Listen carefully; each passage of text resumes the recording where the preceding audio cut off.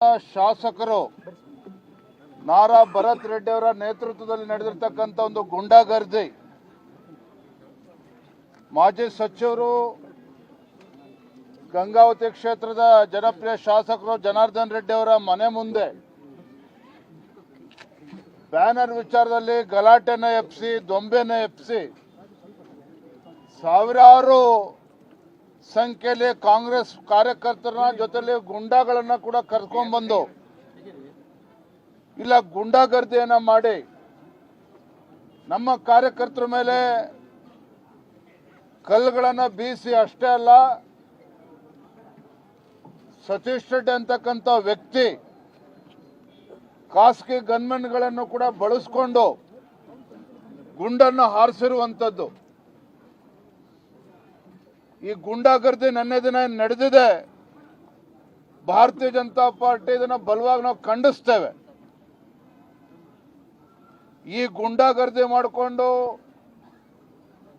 ಜನಾರ್ದನ್ ರೆಡ್ಡಿ ಶ್ರೀರಾಮುಲು ಅವ್ರನ್ನಾಗ್ಲಿ, ಆನಂದ್ ಸಿಂಗ್ ಅಥವಾ ನಮ್ಮ ಸೋಮಶೇಖರ್ ರೆಡ್ಡಿ ಅವ್ರನ್ನ, ನಮ್ಮ ಭಾರತೀಯ ಜನತಾ ಪಾರ್ಟಿಯ ಕಾರ್ಯಕರ್ತರನ್ನ ಬೆದರಿಸ್ಬೋದು, ಹೆದರಿಸ್ಬೋದು ಅನ್ನುವ ಭ್ರಮೆನಲ್ಲಿ ಇವತ್ತೇನೋ ಕಾಂಗ್ರೆಸ್ ಪಕ್ಷದ ಶಾಸಕ ಅಥವಾ ಗುಂಡಾ ಶಾಸಕ ಏನು ವರ್ತನೆ ಮಾಡಿದ್ದಾರೆ.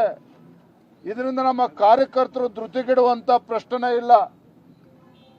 ನಾನು ಕೂಡ ಇವತ್ತು ಬಳ್ಳಾರಿಗೆ ಬಂದು ಇವತ್ತು ಆಸ್ಪತ್ರೆಯಲ್ಲಿ ನಮ್ಮ ಕಾರ್ಯಕರ್ತರು ಏನು ಅಡ್ಮಿಟ್ ಆಗಿದ್ದಾರೆ. ನಿನ್ನೆಯ ಗುಂಡಾಗರ್ದಿನಲ್ಲಿ ಪೆಟ್ಟು ತಿಂದು ಆಸ್ಪತ್ರೆಯಲ್ಲಿ ಇವತ್ತು ಅಡ್ಮಿಟ್ ಆಗಿದ್ದಾರೆ. ಅವ್ರನ್ನ ಮಾತಾಡ್ಸ್ಕೊಂಡು ಇಲ್ಲಿ ಬಂದಿದ್ದೇನೆ. ಯಾತಕ್ಕೋಸ್ಕರ ಇವತ್ತು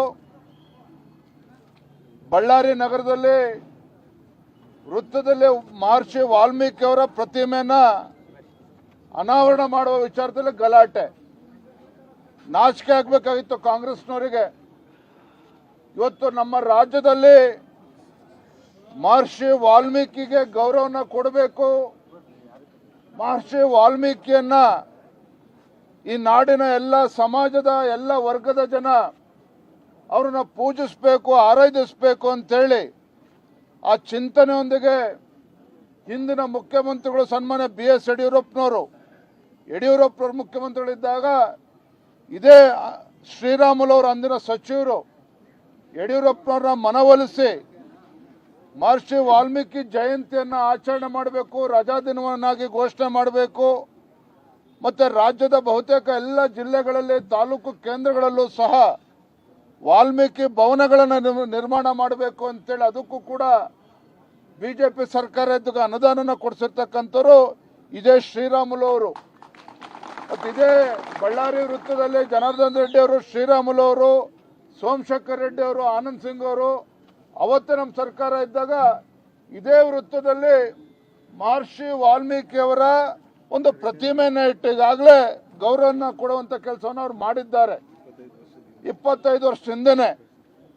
ಇವತ್ತು ಯಾವುದೋ ಒಂದು ರಾಜಕೀಯ ತೆವಲಿಗೆ ಈ ರೀತಿ ಗುಂಡಾಗರ್ದಿ ಮಾಡಿಕೊಂಡು ಬ್ಯಾನರ್ ಪೋಸ್ಟ್ಗಳನ್ನು ಅನುಮತಿ ಇಲ್ದೇನೆ ಇಲ್ಲೇ ಹಾಕ್ಕೊಂಡು ಇವತ್ತು ಬ್ಯಾನರ್ ಪೋಸ್ಟ್ ಲೆಕ್ಕದಲ್ಲಿ ಇವತ್ತು ನಮ್ಮ ಕಾರ್ಯಕರ್ತರ ಮೇಲೆ ಗುಂಡಾಗರ್ದಿ ಮಾಡಿರುವಂಥದ್ದು, ಗುಂಡಾರಿಸಿರುವಂಥದ್ದು.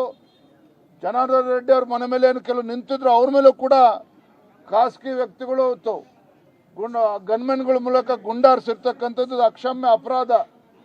ನಾನಿವತ್ತು ಗೌರವಾನ್ವಿತ ಮುಖ್ಯಮಂತ್ರಿಗಳಿಗಾಗಲಿ ಗೃಹ ಸಚಿವರನ್ನ ಹೇಳೋದಕ್ಕೆ ಇಚ್ಛಪಡ್ತೇನೆ. ಏನು ಮೊನ್ನೆ ಬೆಳಗಾವಿ ಅಧಿವೇಶನ ಸಂದರ್ಭದಲ್ಲಿ ದ್ವೇಷ ಭಾಷಣದ ಮಸೂದೆ ತರಬೇಕು ಅಂತೇಳಿ ಹೊರಟಿದ್ದೀರಿ. ಮೊದಲ ಅಪರಾಧಿ ನಿಮ್ಮ ಶಾಸಕರಲ್ಲಿದ್ದಾರೆ ನಾರಾ ಭರತ್ ರೆಡ್ಡಿ ಅವರು. ನಿನ್ನೆ ಏನವ್ರು ಹೇಳಿರ್ತಕ್ಕಂಥದ್ದು, ಜನಾರ್ದನ್ ರೆಡ್ಡಿ ಮನೆಯನ್ನ ನುಚ್ಚುನೂರು ಮಾಡ್ತಾನೆ, ಪುಡಿ ಮಾಡ್ತಾನೆ, ಭಸ್ಮ ಮಾಡ್ತಾನೆ, ಮುಗಿಸ್ಬಿಡ್ತಾನೆ ಅನ್ನುವ ದಾಟಿಲೇನು ಮಾತನಾಡಿದ್ದಾರೆ.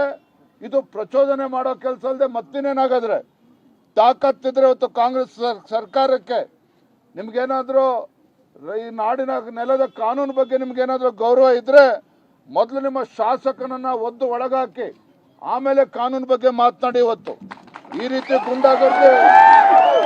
ಗುಂಡಾಗರ್ದಿ ಇಲ್ಲಿ ನಡೆಯೋದಿಲ್ಲ ಅನ್ನೋದು ಅವ್ರಿಗೂ ಕೂಡ ಅರ್ಥ ಆಗಬೇಕು. ಇವತ್ತು ಮಹರ್ಷಿ ವಾಲ್ಮೀಕಿ ಅವರಿಗೆ ಯಾವ ರೀತಿ ಗೌರವ ಕೊಡಬೇಕು ಅಂತಕ್ಕಂಥ ಒಂದು ಸೌಜನ್ಯ ಇವರಿಗಿಲ್ಲ. ಇವರು ಇವತ್ತು ಗುಂಡಾಗರ್ದಿ ಮಾಡಿ ಇವತ್ತು ಕಾನೂನು ಸುವ್ಯವಸ್ಥೆಯನ್ನು ಹಾಳು ಮಾಡ್ತಕ್ಕಂಥದ್ದು. ಒಳ್ಳೆ ವಾತಾವರಣ ಏನಿದೆ ಅದನ್ನ ಹಾಳು ಮಾಡ್ತಕ್ಕಂಥ ದುಸ್ಸಾಹಸಕ್ಕೆ ಕೈ ಹಾಕಿದ್ದಾರೆ. ಇದನ್ನು ಭಾರತೀಯ ಜನತಾ ಪಾರ್ಟಿ ಬಲವಾಗಿ ಖಂಡಿಸ್ತೇವೆ. ಇವತ್ತು ಮುಂಜಾನೆ ಮಾನ್ಯ ಜನಾರ್ದನ್ ರೆಡ್ಡಿ ಅವರು, ಶ್ರೀರಾಮುಲು ಅವರು, ಸೋಮಶೇಖರ್ ರೆಡ್ಡಿ ಅವರು, ನಮ್ಮ ಪಕ್ಷದ ಎಲ್ಲ ಹಿರಿಯ ಮುಖಂಡರು ಶ್ರೀರಾಮುಲು ಪತ್ರಿಕಾಗೋಷ್ಠಿ ಮಾಡಿ ಏನು ನಿನ್ನೆ ನಡೆದಿರ್ತಕ್ಕಂಥ ಘಟನೆನ ಖಂಡಿಸಿ ಇವತ್ತು ಈ ಒಂದು ಸಮಗ್ರ ತನಿಖೆ ಆಗಬೇಕು ಅನ್ನುವ ಆಗ್ರಹವನ್ನು ಕೂಡ ಮಾಡಿದ್ದಾರೆ. ಹಾಗಾಗಿ ನಾನು ಕೂಡ ಇವತ್ತು ಒತ್ತಾಯ ಮಾಡ್ತಾ ಇದ್ದೇನೆ, ಸಿಟ್ಟಿಂಗ್ ಹೈಕೋರ್ಟ್ ಜಡ್ಜಿಂದ ಇವತ್ತು ಉನ್ನತ ಮಟ್ಟದ ತನಿಖೆ ಆಗಬೇಕು. ಇದಕ್ಕೆ ಮತ್ತೆ SIT ಮಾಡಿಕೊಂಡು ಇದೆಲ್ಲ ಮಾಡಿ ಇದನ್ನು ತೇಪೆಚ್ಚುವಂಥ ಕೆಲಸ ಆಗಬಾರ್ದು. ಇದು ಮತ್ತೊಮ್ಮೆ ಮರುಕಳಿಸಬಾರ್ದು ಅಂತ ಹೇಳಿದ್ರೆ ಈ ಸರ್ಕಾರಕ್ಕೆ ಏನಾದರೂ ಮಾನ ಮರ್ಯಾದೆ ಇದ್ದರೆ ಇದು ಸರಿಯಾದ ರೀತಿ ತನಿಖೆ ಆಗಬೇಕು ಅಂತ ಹೇಳಿದ್ರೆ ಇವತ್ತು ಹೈಕೋರ್ಟ್ ಜಡ್ಜ್ ಅವರಿಂದನೇ ಈ ಸಮಗ್ರವಾಗಿ ತನಿಖೆ ಮಾಡಬೇಕು ಅಂತೇಳಿ ನಾನು ಈ ಸಂದರ್ಭ ನಾನು ಕೂಡ ಆಗ್ರಹ ಮಾಡ್ತಾ ಇದ್ದೇನೆ. ಹಾಗಾಗಿ ಈ ನಿಟ್ಟಿನಲ್ಲಿ ರಾಜ್ಯ ಸರ್ಕಾರ ಈ ಪ್ರಕರಣವನ್ನು ಗಂಭೀರವಾಗಿ ತೆಗೆದುಕೊಂಡು ತಪ್ಪಿತಸ್ಥರು ಶಾಸಕರಾದಿಯಾಗಿ ಯಾರ್ಯಾರಿದ್ದಾರೆ ಅವ್ರ ವಿರುದ್ಧ ಕ್ರಮವನ್ನು ಕೈಗೊಳ್ಳಬೇಕು ಅಂತೇಳಿ ನಾನು ಈ ಸಂದರ್ಭದಲ್ಲಿ ಆಗ್ರಹವನ್ನು ಮಾಡ್ತಾ ಇದ್ದೇನೆ.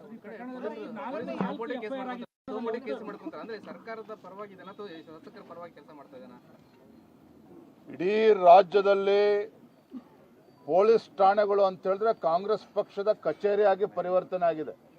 ಗುಲ್ಬರ್ಗಾ ಜಿಲ್ಲೆಯಲ್ಲೂ ಕೂಡ ನೋಡಿದ್ದೀರಿ, ಬೇರೆ ಬೇರೆ ಪ್ರಕರಣದಲ್ಲಿ, ರಾಜ್ಯದ ಬೇರೆ ಬೇರೆ ಪ್ರಕರಣದಲ್ಲೂ ಕೂಡ ತಾವು ನೋಡ್ತಾ ಇದ್ದೀರಿ.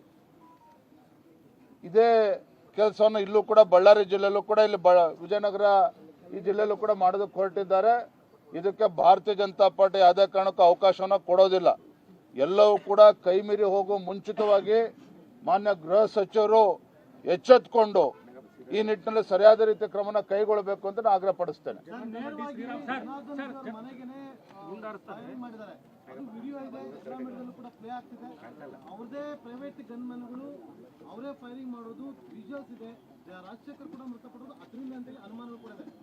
ಅನುಮಾನ ಇಲ್ಲ ರೀ, ಕಾಂಗ್ರೆಸ್ ಪಕ್ಷದ ಕಾರ್ಯಕರ್ತ ಮೃತಪಟ್ಟಿರೋದು ಕಾಂಗ್ರೆಸ್ ಪಕ್ಷದ ಮುಖಂಡನ ಜೊತೆಲಿದ್ದಂತ ಖಾಸಗಿ ಗನ್ಮೆನ್ಗಳೇನಿದ್ದಾರೆ ಅವರ ಗುಂಡಿನಿಂದನೇ ಪಾಪ ಅವ್ನ ಪ್ರಾಣ ಕಳೆದುಕೊಂಡಿರ್ತಕ್ಕಂಥದ್ದು. ಇದಕ್ಕೆ ಶಾಸಕರೇ, ಆಡಳಿತ ಪಕ್ಷ ಶಾಸಕರು ಭರತ್ ರೆಡ್ಡಿ ಅವರೇ ಉತ್ತರ ಕೊಡಬೇಕು. ಇವತ್ತು ಜನಾರ್ದನ್ ರೆಡ್ಡಿ ಆಗಲಿ ನಮ್ಮ ಕಾರ್ಯಕರ್ತರ ಮೇಲೆ ಈ ರೀತಿ ಗುಂಡಾರಿಸ್ಬಿಟ್ಟು ನಮ್ಮ ಕಾರ್ಯಕರ್ತನ ಬೆದರಿಸೋದಕ್ಕೆ ಸಾಧ್ಯ ಇಲ್ಲ.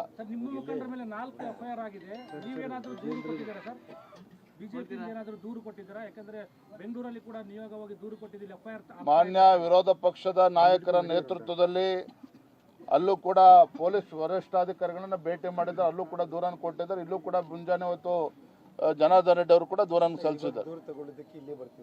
ದೂರ ತಗೊಳ್ತಾ ಇದ್ದಾರೆ ಈಗ. Thank you.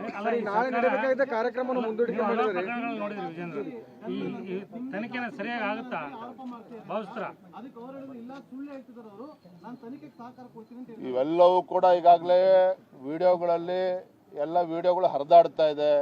ಇದನ್ನು ಮುಚ್ಚಾಕ್ತಕ್ಕಂಥ ಪ್ರಯತ್ನ ಯಾರು ಕೂಡ ಮಾಡಬಾರ್ದು. ಇಲ್ಲಿ ಕಾನೂನು ಸುವ್ಯವಸ್ಥೆ ಸರಿಯಾಗಿ ಇರಬೇಕು ಅಂತ ಹೇಳಿದ್ರೆ ಸಮಗ್ರ ತನಿಖೆಗೆ ಆದೇಶ ಮಾಡಬೇಕು.